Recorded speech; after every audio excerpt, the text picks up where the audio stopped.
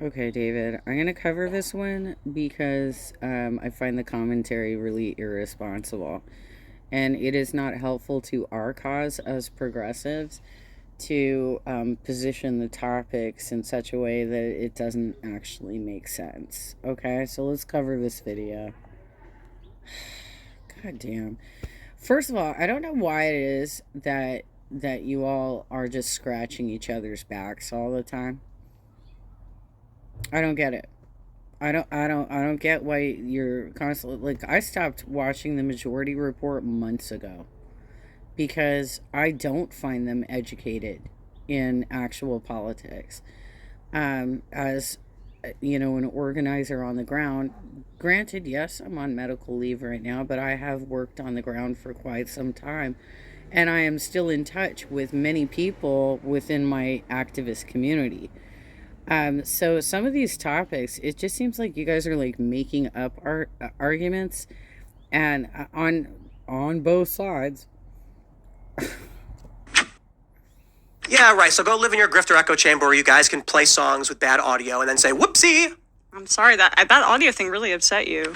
Against the better advice of my doctor, I watched 2.5 hours of Tim Pool's show. Now, there's a good reason for that. It's because Emma Vigeland of the Majority Report was on, and it was a very good discussion. Emma did a fantastic job here, and there is very little opportunity for people like this to appear on shows like this. So I think it's worth highlighting some. Really? There's very little opportunity? Shut the hell up, dude. You guys are cross breeding your live streams all the time. That's ridiculous. Some good moments here, and also in the process of doing so, discuss a couple of dishonest things that Tim Pool does that are very clear here, and I want to highlight that. But let me get to, since there are a lot of clips here, I think I clipped out eight different clips, 8 or 7. We'll see. There's a lot.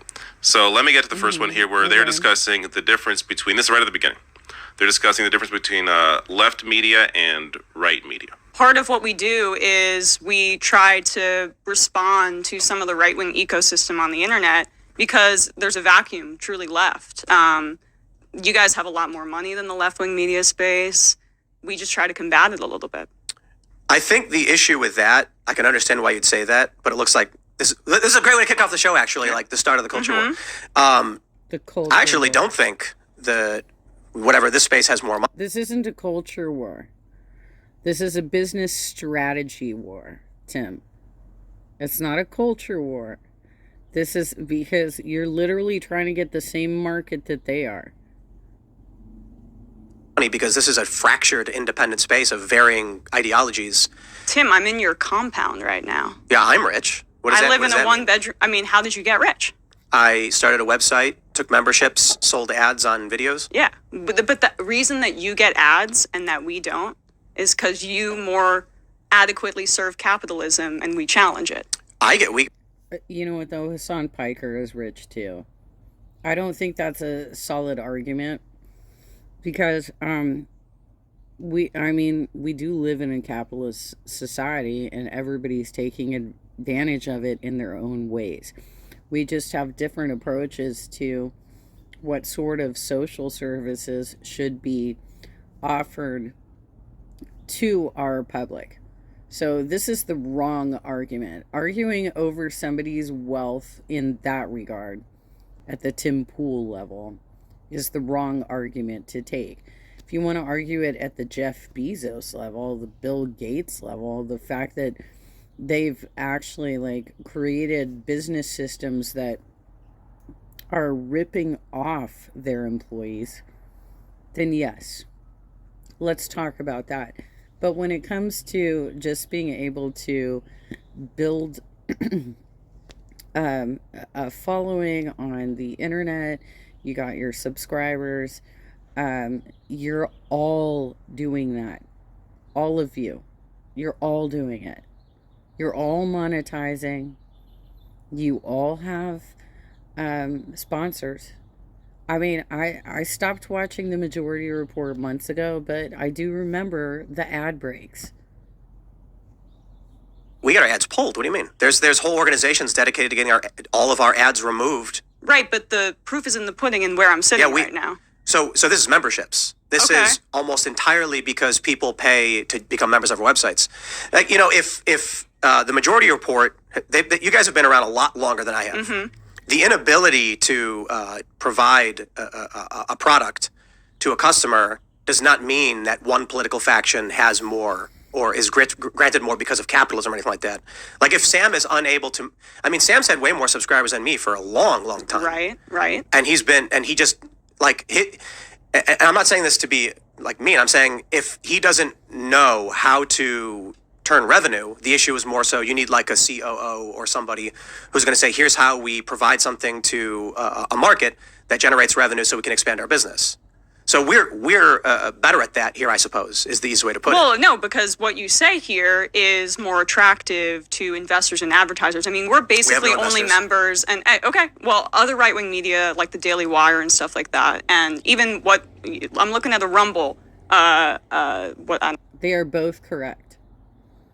They're both correct. Tim Pool is using a more successful business model because he knows that the conspiracy theory market has a huge ass following, right? So he's going for a very specific market.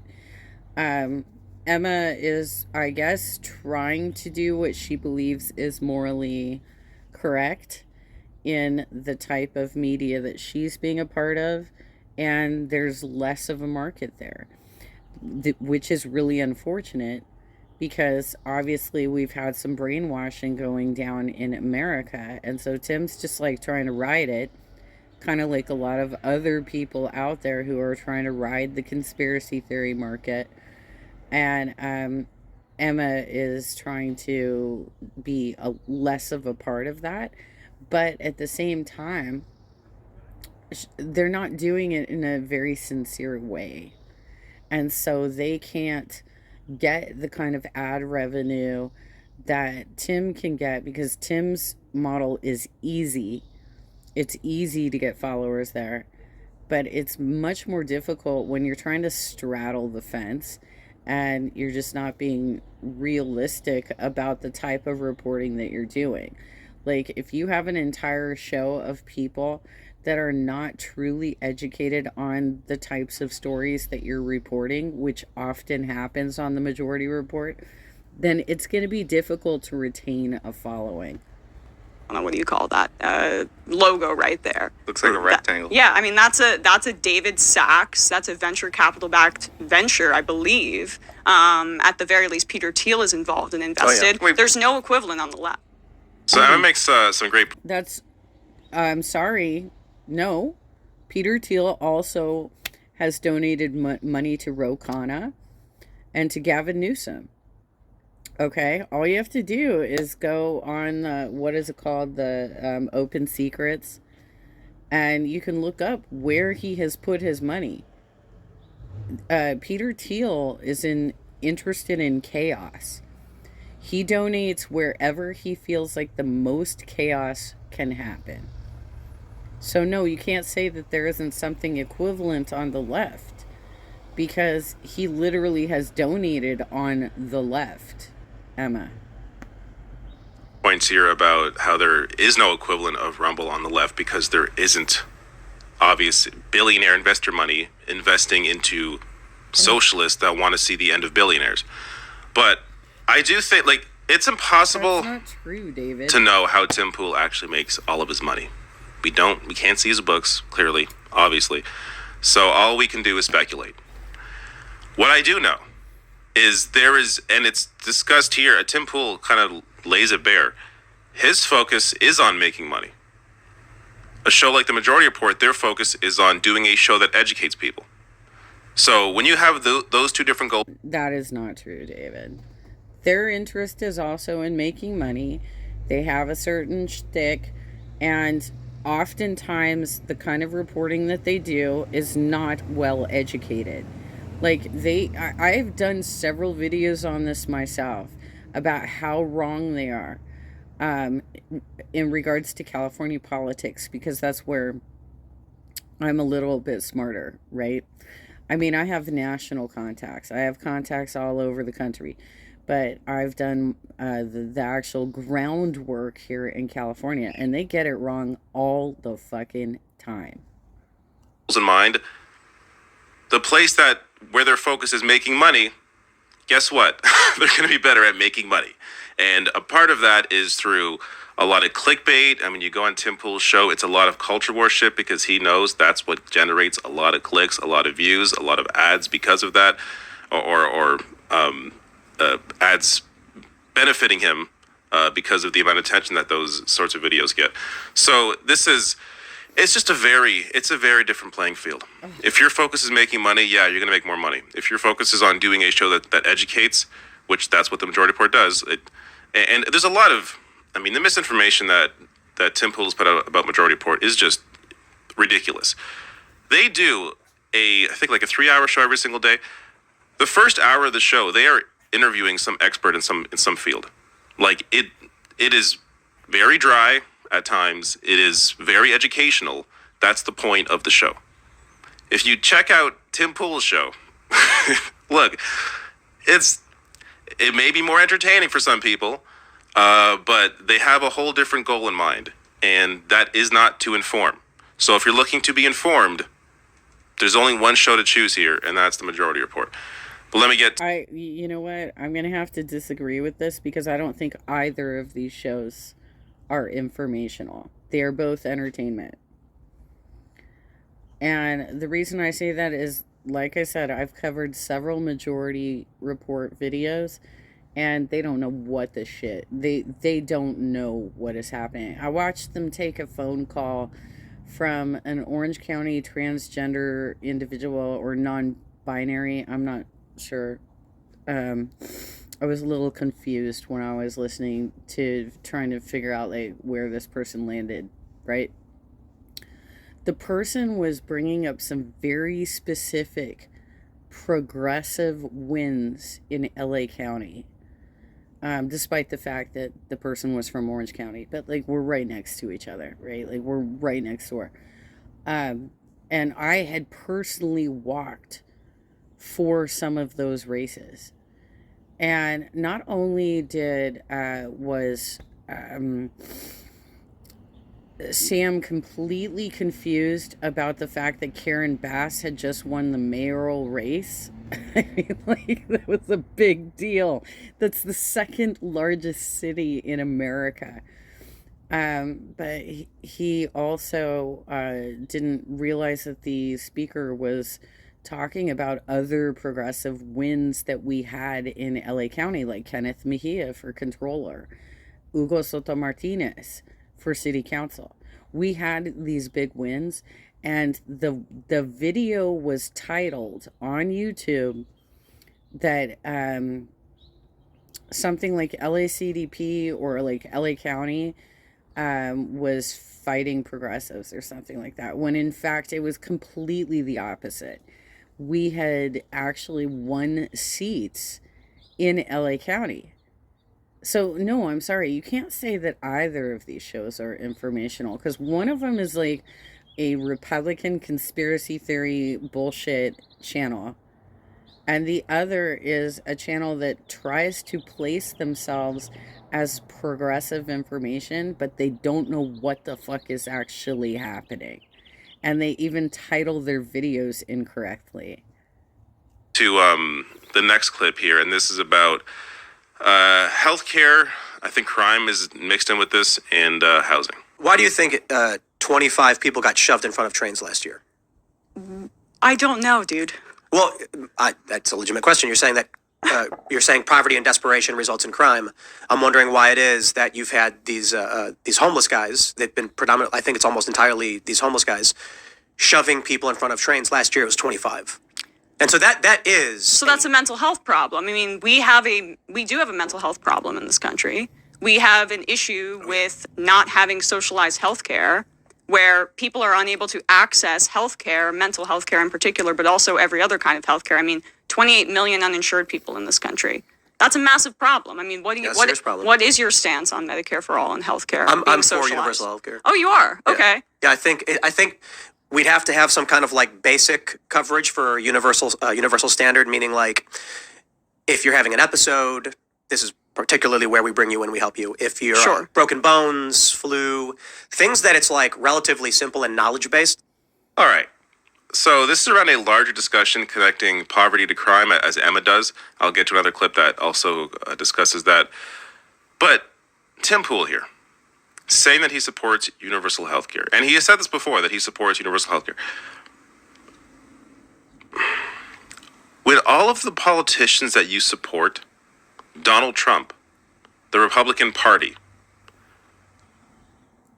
when they don't support that at all and have to try to do the opposite, taking away healthcare from people, you can't, as a content creator, as someone who has a platform like this, you can't pretend, or even, let's say he, in his heart, really does support universal healthcare. If how you use your platform is advocating for people that don't support that, you cannot pretend to actually care about that issue when you are using. You know what though? Okay, so yes, you're correct. You can't act like you're supporting universal health care or Medicare for all or whatever you want to call the program or how you want to structure the program. You can't say that you're supportive of that if you're supporting politicians who do not support that and who are actually taking the health care away. But you also can't make assumptions about poverty being associated with crime without understanding the deeper seated issues of why that happens. And it just seems like really superficial that these topics don't get covered. Because oftentimes people become homeless because, they might end up living in their car because they can't find a job that actually gives them, enough income to actually rent, or they maybe can't find enough roommates to like split the rent, or it's a situation where the property owner won't allow like 4 residents to live in a unit to split the rent. So it becomes, you end up with circumstances. You could be LGBTQIA and be rejected by your family and end up on the streets. You could there are several reasons you could end up on the streets, and sure, that might lead to some level of desperation. But I really don't like where they go here with the shoplifting because, well, I'll get to that. Using your power to support people that are against those positions. Like this is how Tim Pool skirts around the fact that he is clearly a right winger. Is, oh, well, I personally support abortion rights. I personally support universal health care. Okay. I think he's actually identifying himself as a libertarian at this point because he's trying to present an idea of less government interference. So he's saying that he supports reproductive rights, but he's promoting these candidates who don't, right? But he's also saying that we should have some basic, and I don't know what that looks like. And I think she should have dived down on that a little bit harder because it kind of sounds like, from what he said, that he's just looking for emergency services, not actual preventative services. And so he would need to be drilled down on that and have a bit more description of what it is that he's actually saying is universal healthcare, right? Oh, but everybody you support politically doesn't support those things. It's just so incredibly, clearly dishonest. And there's another clip that's gonna touch on that as well, but it's so absurd to me. Let me get to the next clip here. This is again about I think this is about poverty and crime. Oh no, this is actually different. No, this is, yes, sorry. I have so many clips here, I'm getting lost. This one is about how poverty leads to crime. And the other guest on here, who his name is, let's see here, Sean Fitzgerald. This is a debate mostly between him and Emma. Poverty, clearly, this is a very simple concept, leads to something like shoplifting. Why would someone shoplift based on a personal pathology? They're shoplifting because they're desperate. Okay. All right. We're going to pause here. Okay. Winona Ryder downplayed her shoplifting fiasco, but what really happened? Looking back, Winona Ryder's shoplifting scandal proved to be a blessing she didn't know she needed. Winona Ryder was one of the biggest A-list actors back in the 90s. Throughout her career, this talented actress not only played many iconic characters, but also received numerous awards. Some of the accolades Ryder has received include a Golden Globe Award, a Screen Actors Guild Award, and a BAFTA Award, as well as nominations for a Grammy and 2 Academy Awards. This is literally just the first article that came up for me, you guys. By the way, I've been told that she's like my doppelganger. I've also been told Sigourney Weaver is my doppelganger. Anyway, in addition to starring in many iconic 80s and 90s movies, Winona Ryder's career has been filled with its fair share of scandals and controversies, but the biggest one of them has to be her 2001 shoplifting fiasco. Although Ryder's career is now back on track, the media hasn't forgotten about this incident. But what about the actress? Most recently, the Stranger Things star revealed what really happened back then and how she really feels about this incident.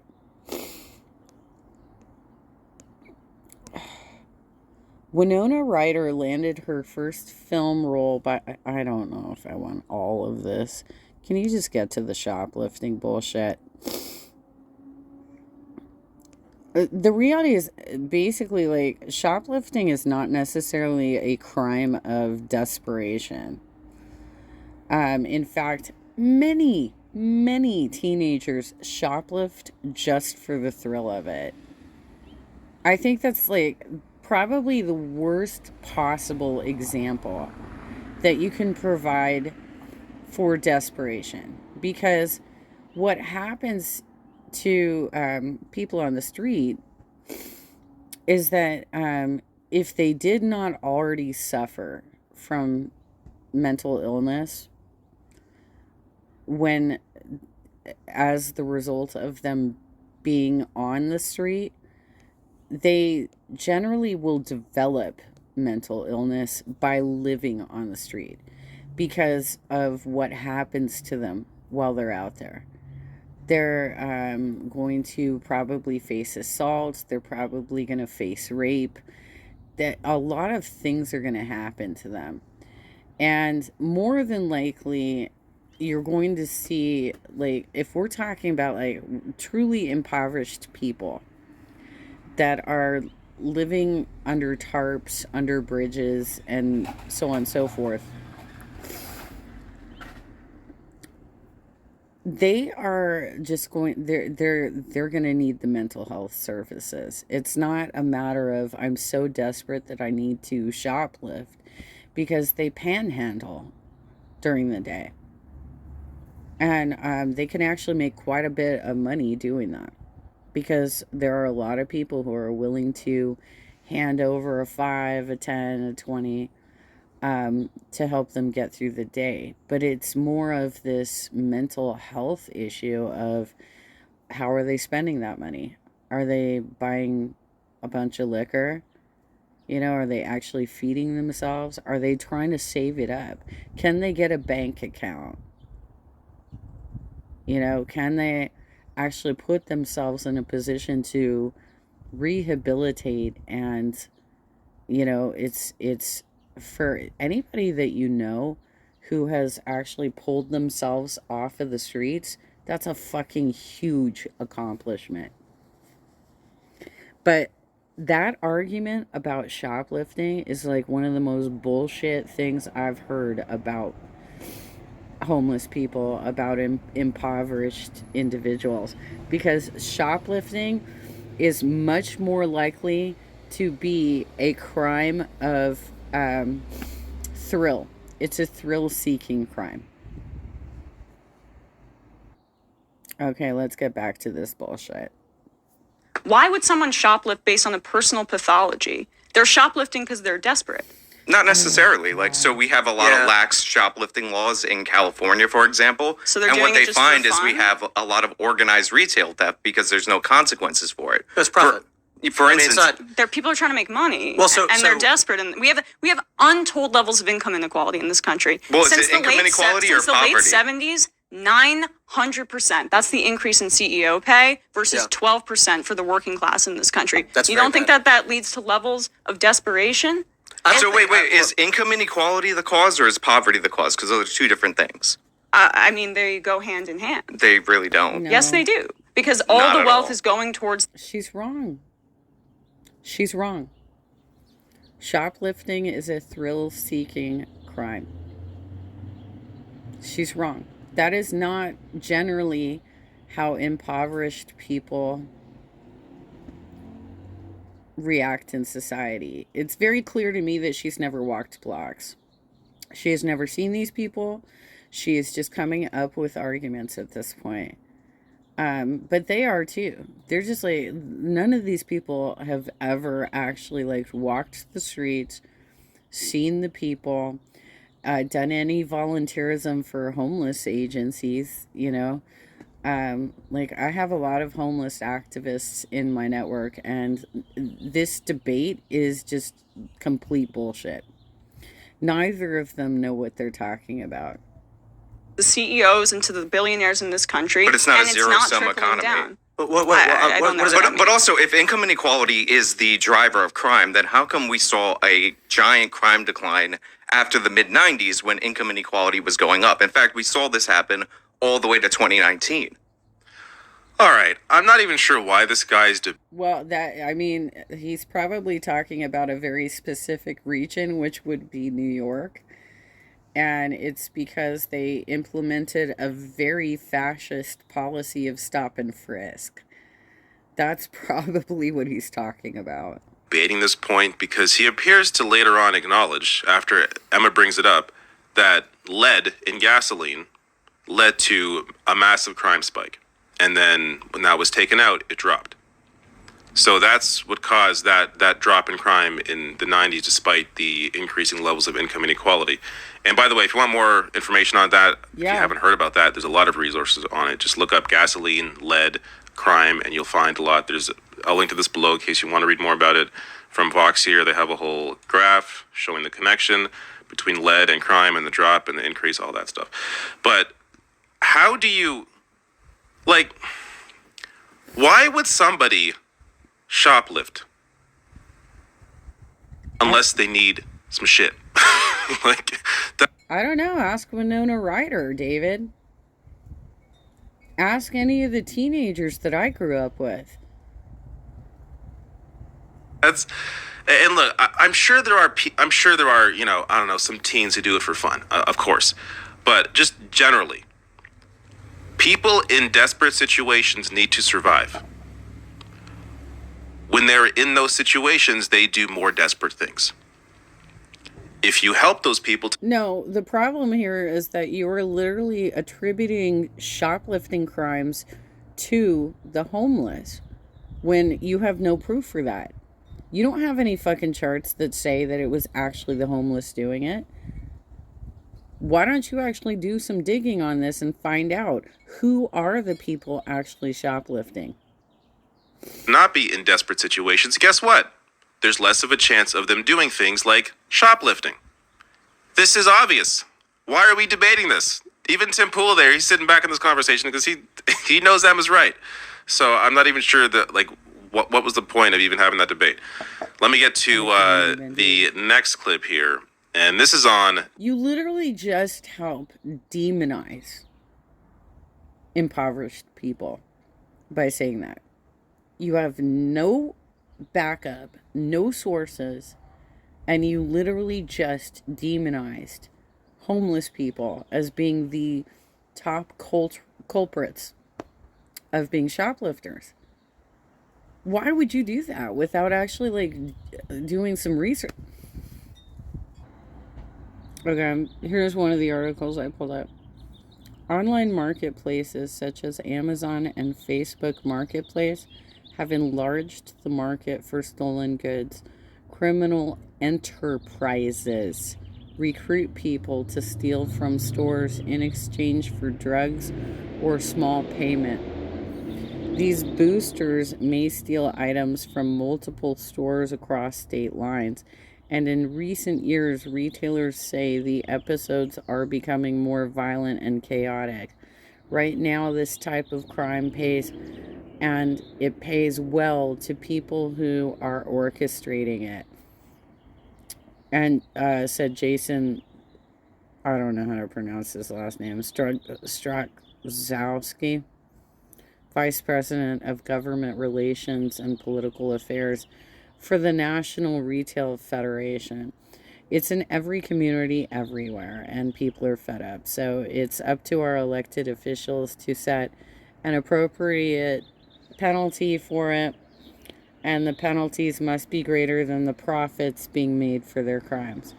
So basically, this isn't just like homeless people on the streets, guys. Okay, this is like organized crime at this point. Like, I even remember, like, when I was working at Mervyn's back in the 90s, when we had Levi's go on sale, we had entire groups of people come in and clear us the hell out because that particular jean was highly valued in Japan. So they'd bring up vans to the store. There was like a max purchase of like 3 jeans. They would go in, buy the jeans while they were on sale, and then go to the van, change their clothes, come back in and buy more jeans. And they just kept doing this over and over again because they wanted to clear out our inventory. There's always going to be organized crime doing this sort of shit. But you can't just like blame the problem of shoplifting on homeless people, because quite frankly, if most stores have undercover security, right? This is how I met one of my great friends who passed away of cancer a few years ago. He was an undercover security dude at Mervyn's with me back in 96. And he went around the store and like followed anybody who looked like they might be trying to shoplift. There is no way that you're going to have somebody who's living on the street or living out of their car and they don't have laundry, they don't have facilities to get cleaned up, right? There's no way they're going to be able to walk around a store without being followed by a security dude. It's not going to happen. Not going to happen. Okay, let's continue with this bullshit. what was the point of even having that debate? Let me get to the next clip here, and this is on gender affirming care. Look, I've asked you, we have here, I've literally just pulled up detransition Wikipedia. We pulled up this study that shows that without intervention, desistance rates are from 61 to 98%. And here I have general acceptance of standards of care. The overwhelming weight of medical authority supports treatment of transgender patients with GnRH agonists and cross-sex hormones in appropriate circumstances. Organizations who have formally recognized this include American Academy of Pediatrics, American Academy of Child and Adolescent Psychiatry, American Academy of Family Physicians, American College of Obstetricians and Gynecologists, American College of Physicians, American Medical Association, American Pediatric Association, dozens and Remember when dozens of doctors the said most. smoking was good for you? You're not citing science. You're citing government approval. No, I'm not. I am citing. That's fine. What does but- that? What does the government have to do with it? These are medical organizations. Okay, sure. Fair point. You're citing medical organizations, despite the fact that there have been numerous instances throughout history, in fact, basically all of them, where we've been like, hey, we were wrong about that. Like, maybe we shouldn't drink mercury if you get syphilis. You know what? I can't even, Tim. It's not up to you. It is totally not the fuck up to you how somebody identifies. Not your goddamn problem. And so you need to stop weighing in on the topic. If you identify as a man, that's fine. But it's not up to you to challenge somebody else's identity and to make them feel uncomfortable for the identity that they've chosen. Not your fucking problem. And this is the hugest ass problem with Republicans, is that you're always trying to get in everybody else's face. You're like, oh no, I don't want government interference. But you yourself want to tell everybody else how to be happy and how to live and how to love. Shut the fuck up and sit down. This debate is so frustrating because it is very clear where the science stands. It is very clear who supports the actual moral position, the position of just maybe allowing people to be who they are. To even call this a culture, this is not a culture war issue. This is an issue of human rights. If you are trying to restrict people from being who they want to be, you're clearly in the wrong. You are clearly on the wrong side of history. This isn't even a debate. The whole argument that Tim Pool tries to bring up at the end there about, we used to think, mercury for syphilis, cure syphilis. That's where gender affirming care used to be, when it was treated as a mental illness and a problem. It's now evolved over decades to people, to experts and everyone understanding, most people understanding that, the gender affirming care is a positive thing. It's clearly positive mentally. It's better for the person.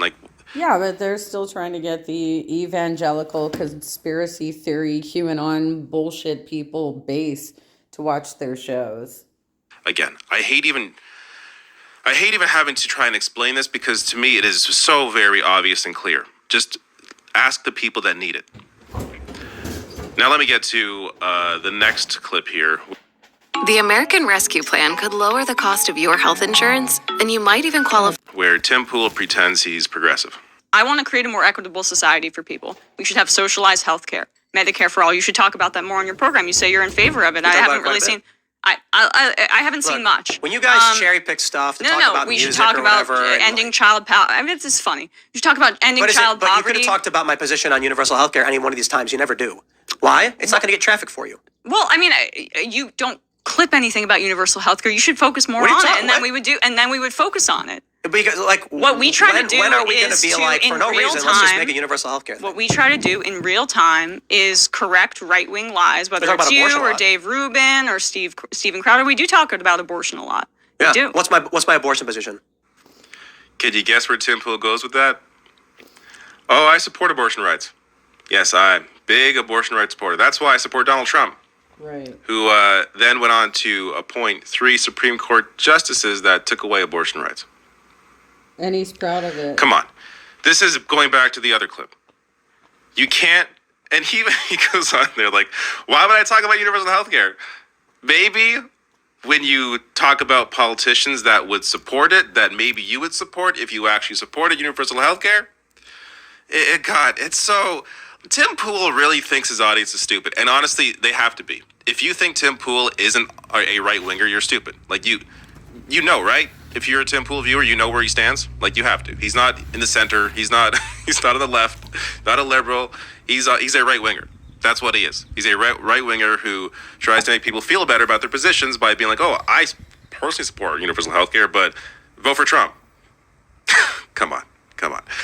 All right, let me get to the next clip. Well, you can thank also people like H.A. Goodman and Cassandra Fairbanks, Zach Haller, for saying that Trump was the better vote, that he was the populist, right? He was the populist.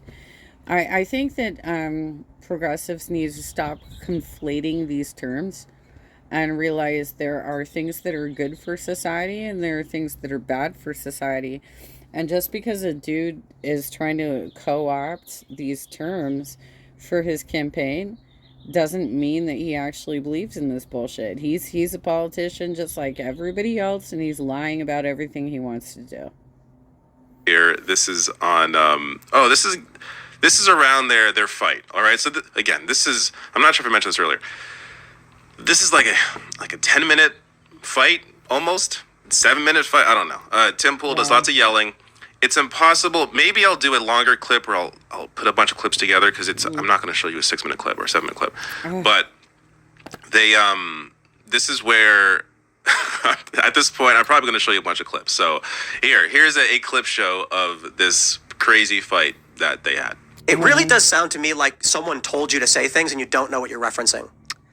I'm not shocked that that is the only way that you're going to try to react to this. Come on. This was the claim that you made. Let's hear it. I believe that your program appeals to a right-wing audience. Some The fact- guy you called it posted a one thing one time, and that's the only argument you have. It's hey, fun. how about you guys run a video about how Tim Pool got into an argument with a pro-lifer about how he's in favor of pro-choice policy? You didn't run that, did you? Because you guys are grifters. This is what you...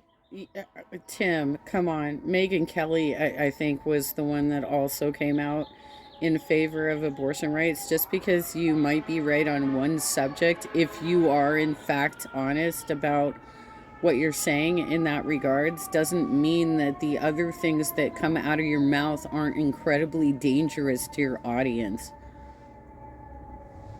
I can invite you on for a real conversation, and what do? Your show's for neo-Nazis. This is why you guys don't get invited places, because you're not having real conversations. I don't really care about getting invited places. Yeah, right, so go live in your grifter echo chamber. Where the hell do you get invited, dude? Like, I didn't even know who you are, except that fucking people like David Dole are bringing you up as clips.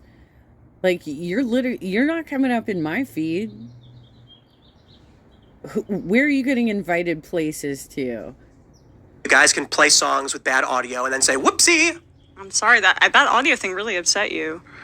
All right. Oh my God. So this part, look, this is just, I guess, entertainment. The entertainment portion. There's nothing of substance here to really discuss. The whole argument began because Emma discussed how a shooter was a fan of Tim Pool, and so, basically asking him, why do you think these people watch your show? And then that really set Tim Pool off. And then he brings up, this is brought up several times, I think. At some point, I don't know, months ago, the Majority Report played a song from Tim Pool's band. He has a band. Oh, no. And they played it and they kind of laughed about it. Tim Pool, later on, I guess he must have watched that clip, and he got really salty about it because he claimed that they purposely changed the audio to make it sound worse. Oh, okay. Majority Report, they just play clips off the internet. They're not like going in there editing clips and like it. You can go, if you really care enough, go and watch Tim Pool's music yourself and judge for yourself. It does, like, whatever. Tim Pool can have his own little fun things he does to make himself happy. I don't give a shit. But it's just funny that really bothered him, that he thinks they tried to manipulate the audio to make it sound worse. Come on. It's so ridiculous. Anyway, I don't know. I don't know. Because they did do a fake video about Jackson Hinkle that fooled me. Not that, obviously I'm not happy with what Jackson's been doing over the last couple of years. But, David, like, seriously, I wouldn't lie my reputation on what the Majority Report does, because they're not, dude.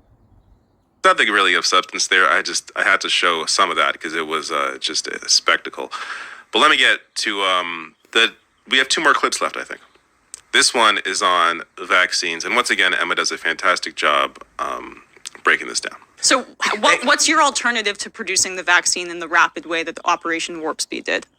Well, there are a lot of questions about whether or not it worked in any capacity, right? No, there's not. What do you mean? The vaccines were highly effective What does that mean? originally at preventing death, Then, of course, there were different variants and disease continued to No, I'm spread. saying, like, what but was vaccines were the immensely initial- effective in preventing death, the mRNA vaccines. Right. Well, not so the Johnson what I mean more Johnson so one. is like the Operation Warp Speed was predicated upon preventing the spread, which it didn't do. Right.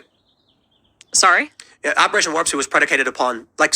Yes, it did. It helped prevent. No, dude, it wasn't. Look, they knew it wasn't going to prevent the spread. They knew that what it was going to do was prevent death. And why the hell would you buy into that QAnon bullshit? When literally your boy, Trump, is the one who released the vaccine onto us before Biden even got inaugurated. Spread. It didn't. Yes, it did.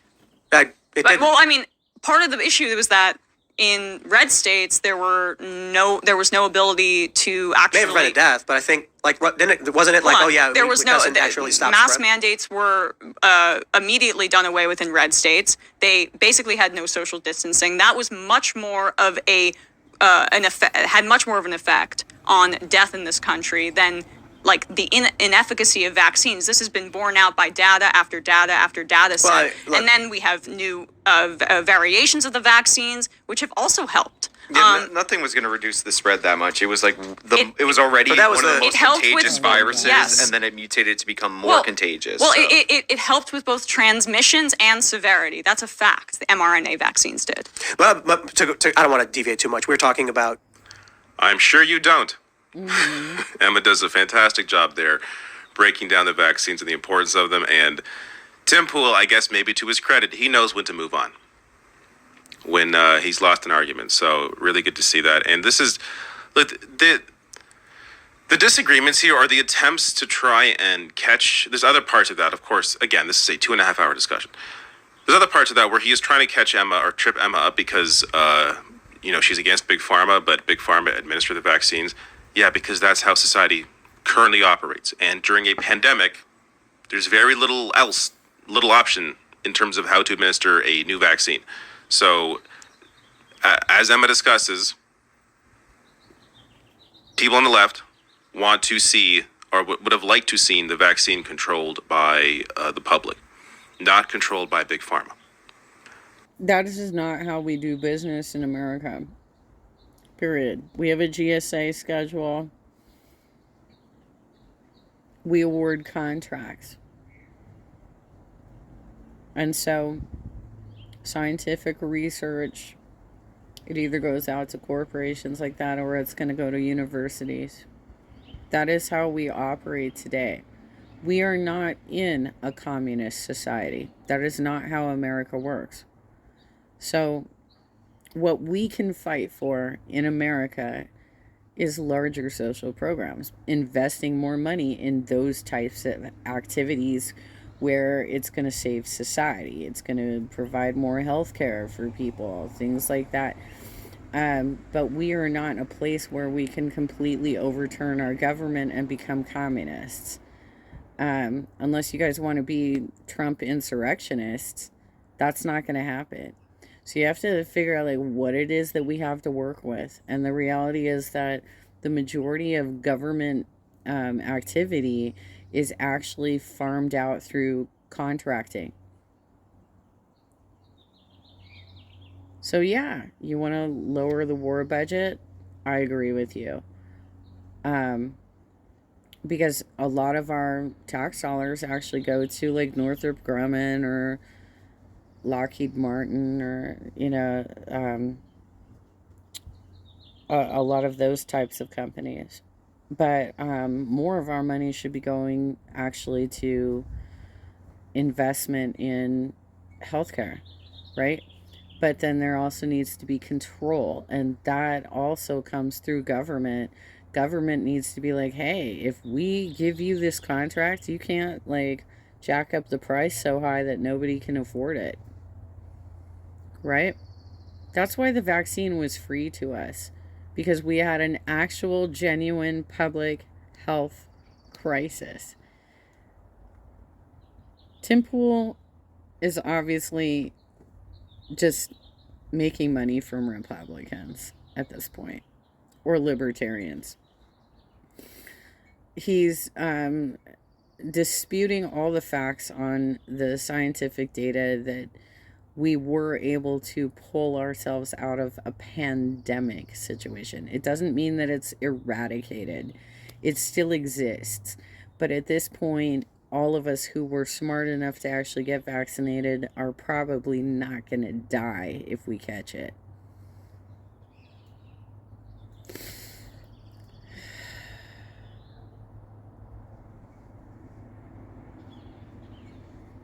We don't want Big Pharma making massive profits off of the vaccine.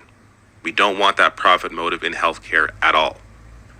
So this idea that because you supported vaccines, you're somehow, pro Big Pharma or pro corporation, it's just the nature of how things currently work. And when you're in a pandemic, there's very little option.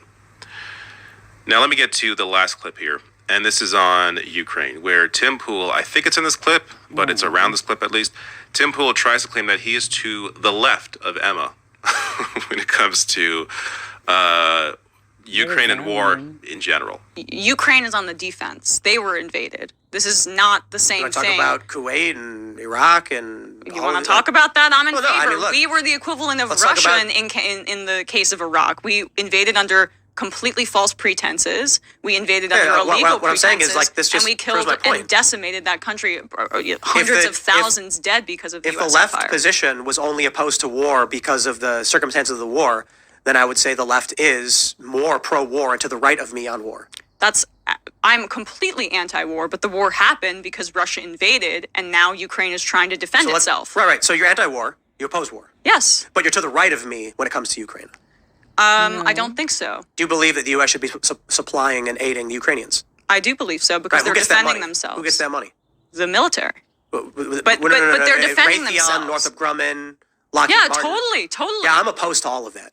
I mean, look, if You're to the right of me on if that you issue. believe that Russia should be able to invade Ukraine and take territory without recourse, then I mean that's pro-imperialism. That's not, and that's still pro-war. No, Yes, it a lot of is. people around the world do a lot of bad things. I don't think the U.S. should be an empire going and funding. So are you getting some RT money, dude? What's going on with you? You getting some RT money? Look, we have the resources and we're going to defend our allies. We didn't invade. We didn't initiate this. What the hell's wrong with you? Wars all over the world. We're not funding wars. We're funding the defense. I mean, Like- and there's something that you can be said where should we draw a certain line? I have already conceded that strings should be attached and we should be involved in peace negotiations. But to flatten the power dynamics here, I mean, I would imagine this is like the same argument that you hear when it comes to Israel and Palestine, right? Where Palestinians are defending themselves, and then it's, oh my gosh, they are just it's completely symmetrical. Israel and Palestine. These are two actors just battling it out. So you're in favor of intervention there?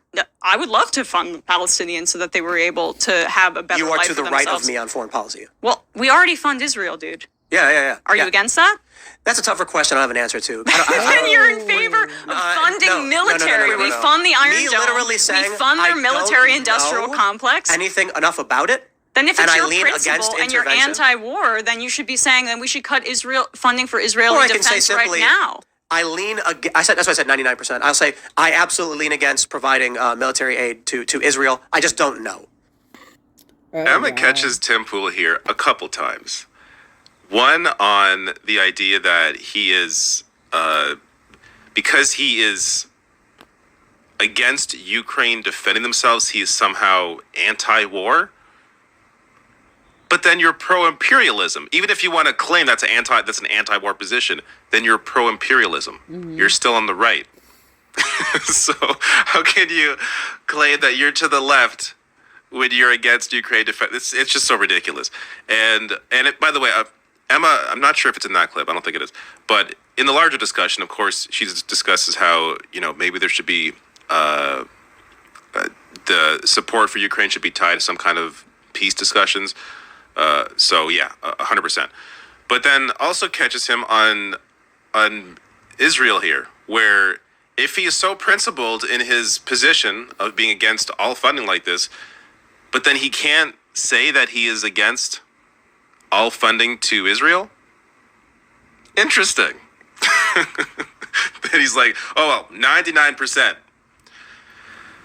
Again, if it's a principled position as he's claiming it is, he shouldn't even have to think about it. It should just be automatic for him. But it clearly it changes depending on what the situation is. So that's the thing. There you go. I don't usually shoot videos this late, so I'm dying. But this was a very entertaining discussion. And I will link to the full thing below if you care to watch the full thing. Again, of course, there's more context, more discussion, and all of it. But I hope I gave you here some highlights that were worth watching. I don't